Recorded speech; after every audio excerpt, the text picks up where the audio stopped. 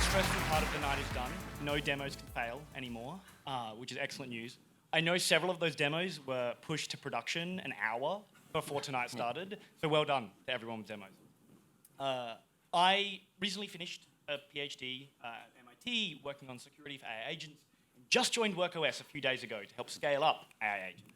And I am joined by an incredible panel here today of people who have really been thinking about this for a while, essentially since the day MCP was tweeted.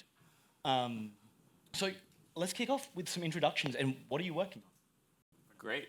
Well, I'm Brendan Runbrook, Director of Product at Cloudflare. I work on Workers and our compute platform. And I remember hearing about MCP back in November, which feels like ages ago at this point. And we've been excited to kind of help people build servers and get them up to production. I'm Anna Marie. People call me AMC. I work at Zapier, Director of Product for AI and Agents. So been building kind of agentic functionality with tool calling, year and a half in production, 35,000 tools. Launched the first remote server and largest remote server with 35,000 tools. And I think we're also the only server that supports streamable HTTP right now. So nice. Clients, get at me. I'm Jared Hansen. I'm the co-founder of a new company called KeyCard that's only a few months old, and we're building identity infrastructure for AI and agents. Previously, I was chief architect at Auth0 and Okta, and also for the Node.js devs in the audience, I'm the author of Passport, which a lot of people recognize. Matt Billen, founder and CEO of Netlify. We're a web deployment platform and deploy a lot of agent-generated applications these days. So I'm myself pretty busy vibe coding most of the time and getting into the mind of that future way of building for the web and of how agents are interacting with our platform. I'm glad to have you all here. Matt, about 10 years ago in January, in MCP time, you started talking about agent experience. I kind of wanted you to have a moment to talk about that. What does it mean for MCP? Yeah, I wrote a blog post back in January called AX, or Agent Experience, and why it matters. And as I said, like, we started in the beginning of 23 when we were sort of setting our AI strategy. We had a bunch of different things we wanted to do, but one of them was like become the preferred deployment platform for AI to work with.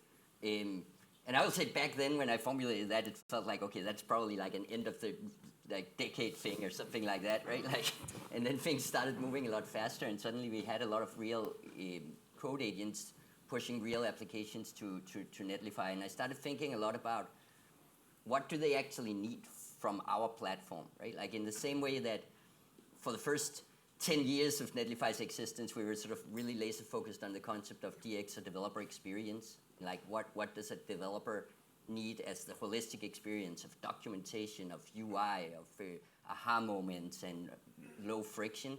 I started to thinking about the same in terms of like what's the agent experience of our platform? How do we make it simple for an agent to understand our primitives, our documentation? How do we build onboarding flows for agents that needs to do things on behalf of a user sometimes before the user even knows what Netlify is, and how does all that fit together? And as I was talking with one of our principal engineers about like one of our features and what we should do, I sort of just said the word, like we really need to think about the agent's experience of this feature.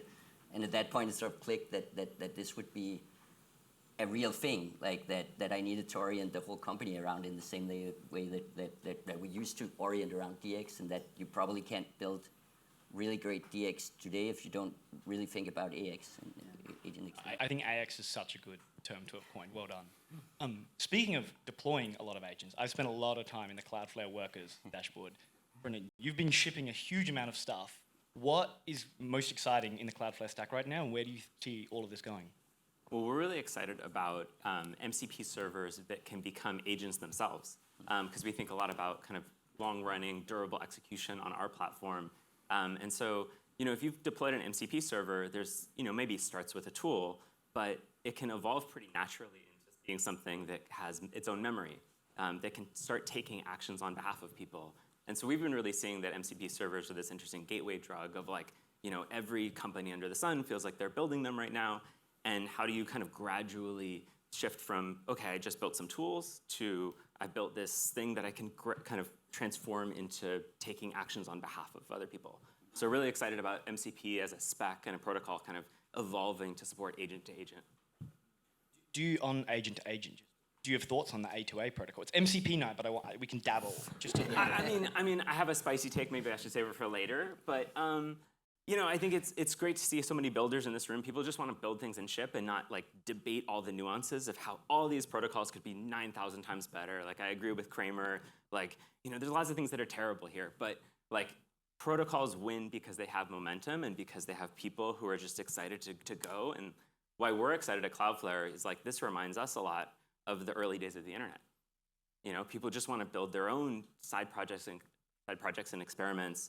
Kylie mentioned earlier how like building an MCP server is kind of like building your own personal blog. That's like the 2025 equivalent. And so I don't know, I just feel really energized by that. I think that's super cool. So we're going to have a lot of autonomous AI agents out there attacking all of our Netlify websites that need a good AX. What role does identity play in this? Jared, you had a great tweet, which is that client IDs won't be the identity of agents moving forward. Do you want to riff a bit on identities? Yeah, absolutely. So like, as he said, you know, like right now MCP is in the state where people are just building, and it's very early, and we're just shipping stuff as fast as possible. But a lot of the security aspects of it really haven't been like super well thought through. And we're just adopting kind of like the easy, low-hanging fruit of the OAuth bits. And that makes sense for like a lot of the demos that you've seen on stage, and like the Copilot use cases where, you know, you need to get a person to log in and then chat with it. But there's so much like beneath the surface there of, you know, agent-to-agent communication, multimodal stuff where we're not interacting in a browser, that really we haven't thought about a lot. And OAuth might offer some possibilities there, but not entirely.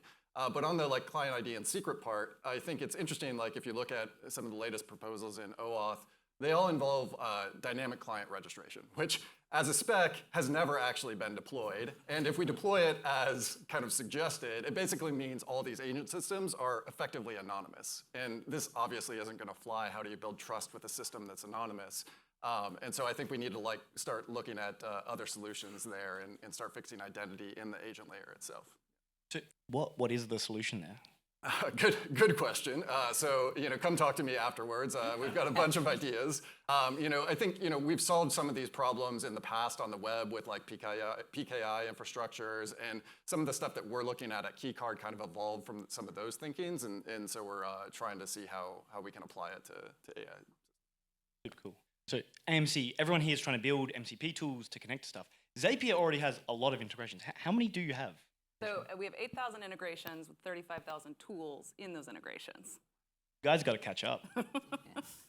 Yeah, I think the interesting thing when I'm thinking about, you mentioned gateway drug, which I think is really a great way to think about it. I think about ChatGPT as like the gateway drug for Gen AI, and MCP is the gateway drug for tool use by AI.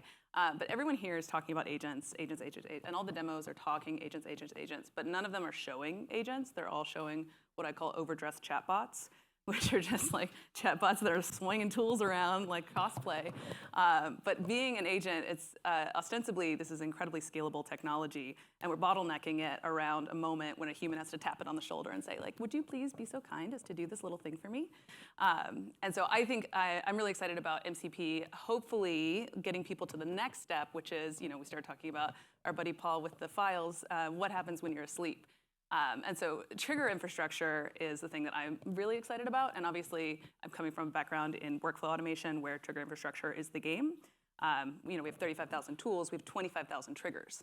So those are API-based wake calls for your agent. And that's something that I think the world hasn't really kind of figured out yet. And there's obviously the API-based things, but then there's also the next stage of more agentic awareness. I think we're going to need to invent agentic triggering systems, and that's extremely computationally expensive. So we're going to have to figure that shit out. Pardon my French. It's not recorded, right? So you talk about triggers, we talk about autonomous agents.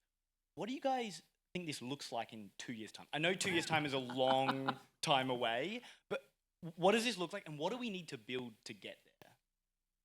Now. I think we need a lot more designers in the room, would be my take. There's, who's a designer here in the room? Anybody? Yeah, couple, one, two, three, Keep it up. maybe.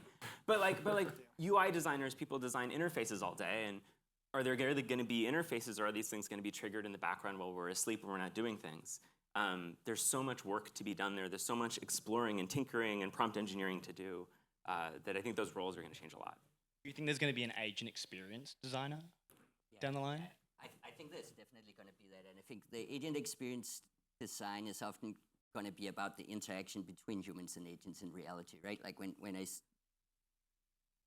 when I look at like the flows where agents interact with our system, right? Like you ask about 2 years out or 5 years out or something, right? Like there's kind of two versions of the world. There's one where AI just run amok and like they just go do their thing and we don't know what's going on, right? Like hopefully that's not the world we're building. The other world is one where agents are constantly out there doing things because some human wants them to accomplish something, right? Like that means that all of those interactions paradigms we have right now, that's like a human does something with an app, turns into a human and an agent does something with your apps and a bunch of other apps, and in the end, you kind of have to show what's going on. And I think we'll need to build tons of UIs around that and applications around that, right? Like there's sometimes this notion that everything is going to be disintermediated by agents running around, and I think like you have a company with like a lot of people in it that are all intelligent, and I'm sure you still have like a lot of different apps and not just like phones calling to each other and hoping that everything works, right? Like, so I'm sure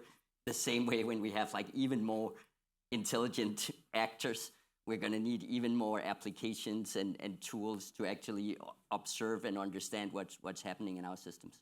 Yeah, I think observability is really key. Here, work OS is breaking something there.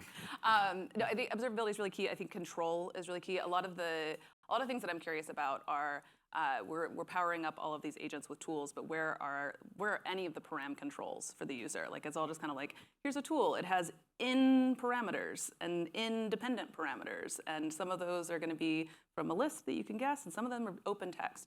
I've been experimenting for a long time with like how do you meet between the user and the LLM to help the user give as much guidance as possible on what should be acceptable and when it needs to be locked down versus when it can be open guessing. And I think right now the open stage of MCP is all guess. And so these demos are extremely constrained with very few tools, with tools that have very few parameters, because as you open that up, LLMs get a little crazy. And so thinking about how you help users help guide LLMs is, I think, the key to the kingdom. Yeah, I think that's super important. Coming from like an identity background, I think a lot about this. And like identity, we think in terms of like hiring employees and those people joining and leaving a company. I think as agents like permeate more of our lives, like as an individual, you will almost become a little bit more like a company. Like you will sort of employ various agents to do the things that you need to do. So like, how do you think about that as a user? How do you manage it? How do you, make this understandable to users? Right now, we're just hopping between like all these chat interfaces that get confusing.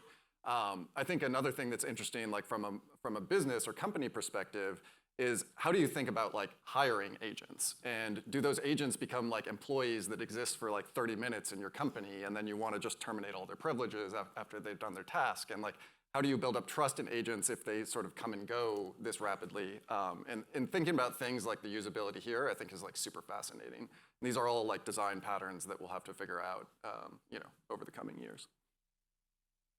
Yeah, well, I mean, one of the things in those areas that we were even talking about it in the break, right? Like I think when you think about like there's like the identity of agents, and then there's like all the authorizations, right? Like, and if I'm like hooking up an agent with 65,000 tools that from different services, I probably don't want like a huge OAuth screen up front with like, hey, from these 65,000 services, which scopes would you like to give the agent access to, right? Like that's. So I think that whole model kind of starts breaking down, and then it becomes the question of like, do I need to have my own sort of permissions agent that I can tell like from this system, this is kind of like what I want to accomplish and do, and then like instead of a set of scopes, like we'll kind of have to have like the tools ask my permission agent should I execute, should I be able to do this? Does that make the permission agent the single point of failure that gets sued when something goes wrong? Like, how do we manage that? Interestingly enough, there's actually pretty sophisticated frameworks for like who you can sue if an agent like does stuff on your behalf, and the company does things you didn't want. Is this from personal experience? No, I met a guy that that wrote a bunch of those laws back in the 90s, like, which is really interesting. But part of this is why there's so much room for personal software right now, and people building their own, agents that kind of sit in the middle of all these different agents. Like, you want to self-host it that's like your kind of trust model. We're kind of touching on the scalability issue. Every time I open my laptop with cursor running, like 17,000 windows open up asking for authorization right now. How are we going to address scalability, not just from auth, but more broadly for MCP? What does that look like? I mean, we're actually about to we're about to launch our MCP server tomorrow. Hit me up if you want early access, right? Like, and we buy a we've shirt? also thought a lot about like just at least how to layer like the different tools and expose them, right? Like, so I think we'll see a lot of like MCP being able to guide through the context the models to gradually discover the relevant tools. We have essentially like 3 tools that then exposes like our core API and deployment functionality or our whole extension functionality and so on, right? Like, and I think we'll see more of those patterns emerge simply because like we don't want to overwhelm the context with like just a massive amount of stuff. And we want to really, I think it's kind of the strength of the model context protocol over just like an open API spec or something, right? Like that you can actually like guide the model more to like what you want to have in context and how you want to steer it. I think on scalability, one of the big things that I'm hopeful and excited for, on the vein of all protocols suck when they start, I think the transport layer is a big issue right now with SSE being putting a lot of burden on the servers to maintain long-running connections, and I think we're going to need to see some evolution. Like I mentioned, we've implemented streaming HTTP. There's no clients out there that can consume that. So like, what does it mean that we've implemented it? Like, it's a transport layer, we're not transporting anything on it. But I think that there's a lot of questions about that, if it's going to be the right way. I think we're going to see some evolution there, but I think we don't have really scalable. The protocol itself is not focused on scalability right now, and so I think that will need to evolve. And then I think we're going to need to see a lot of scalability in terms of, again, like monitoring what's happening in the environment to then respond to. Turns out sensors to everything takes a lot of compute. And so I think we're going to need to see a lot of scalability there. Even just monitoring like across all of your Google Drive is like a lot of compute to like be listening to see when things change, right? And then like trigger by like, oh, you've written this new doc about something. Maybe you care about this over here. So a lot of stuff we need to evolve there. But isn't that why you need a bidirectional transport? Like Yeah. a lot of the people at Wouldn't that be Zig are nice? excited about WebSockets, and we are at Cloudflare too. And There we go. We'd be a great fit. So there's a lot of evolution to do here. Super cool. So we're gonna go to questions in a second. I promise we will get to them. I want to give one last chance before we get to questions. Does anyone have any really hot takes, something provocative to kick us off? Maybe Jared on identities. Brendan has a lot of takes on. I already dropped my own hard I know I takes. did. You gotta help me out here. Yeah, I mean, my biggest hot take is like OAuth is so much more than the authorization code flow, and like I know that's the easy starting point here, but I just encourage everyone to like realize that and contribute to taking these features that we have in OAuth as well as the new stuff that we need to define and really like drive forward agent security. What RFC that hasn't dropped in OAuth are you really excited for? Is there like an RFC number you're like, everybody should read this one? Good question. I mean, Aaron, my former colleague at Okta, he's here. I would go read his blog. He's probably doing the most interesting work on some of the new specs that are out there that I think are highly relevant to the space. Yeah. Yeah, there's a lot of great conversations on enterprise-ready, SSO tools for agents. All right, we've got 5 minutes, and unlike the poor demos who didn't get grilled, let's give a hard time to our panelists. I'd love to get some questions from the audience. Who wants to take it? We're ready. So the early web was all plain text, no TLS basically, unless you paid extra. I feel MCP is kind of like that today. You're just using these tools. They have access to your entire context window. What do you think about sandboxing, scoping? I mean, that's a huge part of it. Like once you invite a tool to the party, they have access to everything. I feel like it's kind of like the plain text days of the web. I mean, I think that's why I hear a lot of people building gateways in between or experimenting with ideas where you might bring your own kind of personal agent into the mix that's sitting in between, as a bunch of other speakers kind of talk to. Maybe that's not the be-all, end-all, but that's one approach that I'm seeing people take. Yeah, we've done that at Zapier. So if you go to the Zapier MCP, you set up your server, we host a server for you. You put whatever tools you want in there. You set whichever params you want to have like locked down. So maybe you want a Slack direct message, but you don't want it to be able to like direct message everyone. You could say choose from like these 5 people. Like this tool can only direct message these 5 people, and then you can take that tool with you to whatever client you go to, and you can expand that out to say like I also wanted to be able to update a spreadsheet row, but only on this spreadsheet, and things like that. And so we have that kind of built out as a kind of a pack your knapsack to like go on a little client. Yeah. There's a lot of room for That's like one hot take that is that any kind of solution to that has to address the fact that people really don't care, right? Like if they get like a bunch of dialogues with like, hey, do you want to send all your data to these different pieces? Just go away. I just like, don't ask me anymore. Just send my data, right? Like, and it will be the same with MCP if we just put in a ton of controls for people to be like, should I be able to do this or that? People will just be like, just do the thing I want you to do, right? Like, I don't care. So I think we have to design all these systems with that constraint in mind, that like people are mainly just gonna want the agent to go do the stuff they ask the agent to do. And we kind of have to figure out how to manage all the risk around that and the insurance around that and like the rollback ability around as much as that as we can and the item potency as much of that as we can. But like I think we have to embrace that basic constraint that most people, when they ask an agent to do something, they just really want it to be able to go do it. Yeah, I think one of the things we've learned from OAuth is like the incessant like consent screens don't work, right? That is not a solution to security. And so we're obviously in the early days here, but I think like building out the observability tools so that we have like, you know, end-to-end visibility of all the systems these things flow through. And then like a lot of these challenges might honestly not be technical, but they're more like societal, you know, like getting liability assigned correctly. And it's basically our job as like technical folks to build up the infrastructure so that we can like then deal with the real problems that might not just be technical. Like payments infrastructure, you have classifier models that have to detect fraud, all that stuff. Yeah. You have credit cards from banks that allow you to like do a chargeback or say like, hey, this was fraudulent, right? Like, which is not really a technical solution, but just like a human systemic solution. I think we'll see more of those. Great question. Who's next? Can we get a mic? You're conveniently located. Sorry, people over there. So my question is, do you see MCPs evolving so much that eventually the product basically disappears and all you do is just interact with an AI chatbot? So like the demo with Loopwork, instead of just opening messages, you just ask your chatbot and it tells you what your conversations were?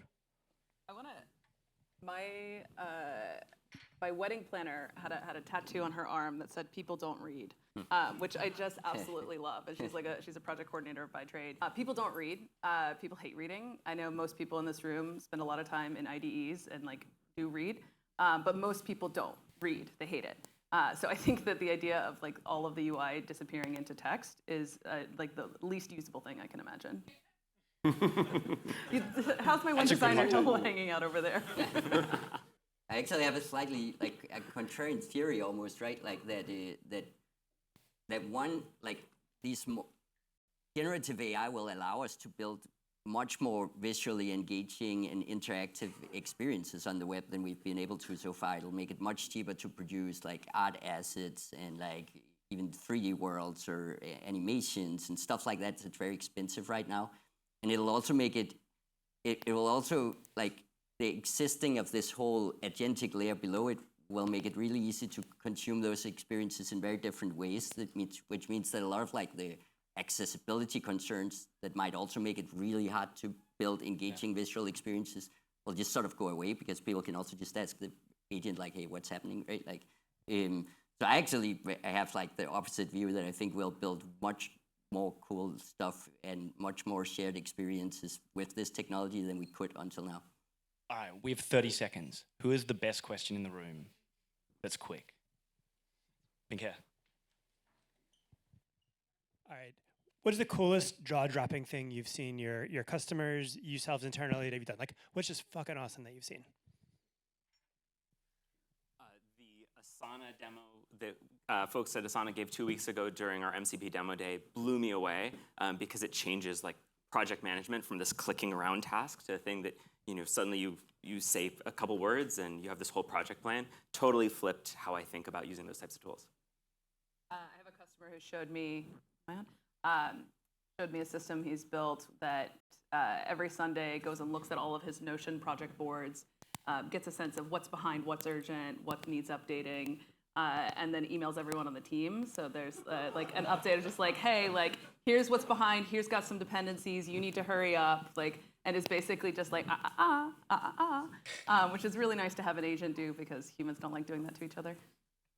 Yeah, for me, I think it was a demo at like AI Engineer that I think Sierra did, and they were talking about like voice mode interfaces where like LLMs will have the ability to like detect intonation changes in your voice, and you can apply this to video to like facial expressions. And I think like there's so much context out there that like is lost on like chat and just like text interfaces that I think eventually will bring to like more multimodal conversational interfaces. And when I heard that, that blew me away. Matt, you get 10 seconds.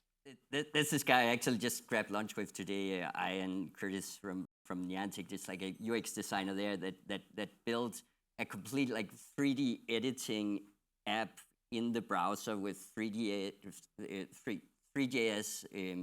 with prompt-based editing of the objects and so on. And what's mind-blowing is that he built that whole browser-based app entirely by prompting in Bolt.